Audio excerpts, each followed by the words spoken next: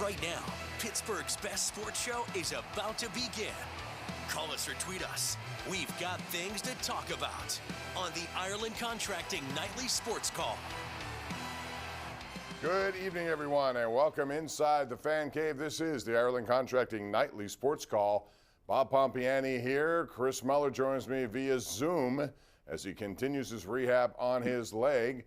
As the Steelers continue to rehab a 3-7 start, and they're now 5-7, Chris, and now people are talking. Yeah, they are. You know it. They're talking about it. It would put an awful lot of pressure on the Steelers. I think they'd have to run the table and get some hope with losses elsewhere. But the NFL is almost guaranteed to have 75% of their teams in the hunt all the way until the very end. How do you see their situation right now? Or is it just a function of playing two bad teams? Because that's what they were, two bad teams.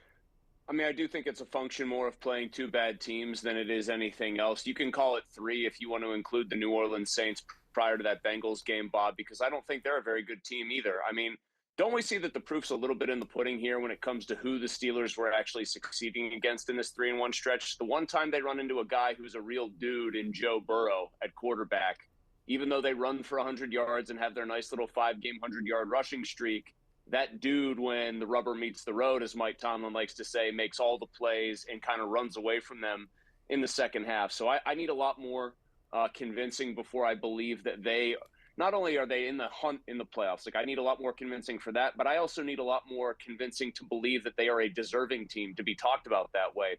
If you give me a Steelers team, Bob, that is starting to cash in a lot of these drives that end in field goals with touchdowns, and starting to play that way and starting to suddenly score 26, 28 points in a game, 30 here and there, then I'll start to take them more seriously. But until that offense starts to refine itself when the field shrinks, I think that they have an Achilles heel that's going to be tough for them to overcome, even with this nice little stretch of play. Yeah, I agree, but I think you've seen some encouraging things. The run game has certainly gotten better each of the last 5 weeks, and they continue to utilize it and, more importantly, commit to it.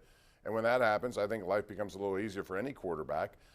We still are watching a young quarterback evolve, and I think that's just part of this whole process. So even though the numbers don't statistically look like great numbers, if you should just pick up a box score and say, oh, he went whatever he went for 190 yards, one touchdown, no interceptions. Was that good? I mean, is that good enough, though? That's part of it. Like, the receivers are dropping passes. Pickett's missing some throws. Like, these are all things that need to start. If people want to take them seriously as a team that could go 9-8 this year, Bob, just to throw that number out there and maybe sneak in the 7th playoff spot, they've got to start doing all these things that I'm talking about on a much more consistent basis. You can't have Kenny Pickett missing Pat Freiermuth on a wide open route down the seam for a surefire touchdown. You can't have Deontay Johnson the next play dropping a 3rd and 7 crosser that would have gone for at least 15 yards. You can't have those things happening on a semi-regular basis like they are right now for them. So that's kind of where I'm coming from, even though I know some of these numbers are starting to encourage people. Yeah, and Kenny Pickett missed an open, Freiermuth in the end zone. Those kind of plays have got to hook up. And again,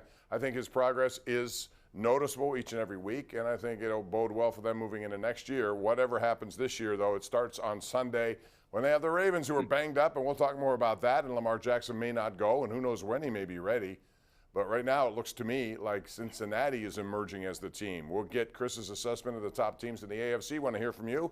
Call us at 412-575-2600. That is the number to call. Put you right there on the Bordas and Bordas hotline. We're taking those calls next right here live on Pittsburgh CW and simulcast on 93.7 The Fan.